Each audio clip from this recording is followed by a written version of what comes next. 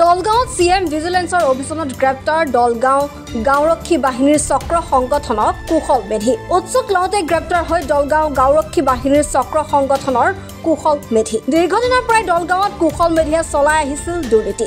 আজি এগৰাকী VDPৰ সম্পাদকৰ পৰা নিজৰ দোকানতে উৎকোচৰ টকা লওঁতে CM ভিজিলেন্সৰ জালত পৰে ধনলোভী চক্ৰ সংগঠকজন।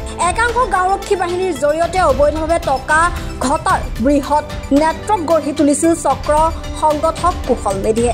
Bureau report, any Bharat 24।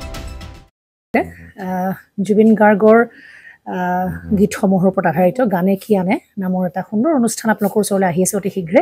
অহা 15 আগষ্টৰ পৰা ধেমাজিৰ পৰা প্ৰথম অডিশ্যন আৰম্ভ হ'ব আৰু সেই অডিশ্যনৰ যোগেদি বিভিন্ন কণ্ঠশিল্পীসকলে যিসকলে এই অনুষ্ঠানত যোগদান কৰিব বিচাৰে তেওঁলোকে এই অডিশ্যনৰ যোগেদি আগবাঢ়ি আহক আৰু জুবিন গাৰ্গৰ বহুত ভাল লগা গান আমি সদায় শুনি আহোঁ।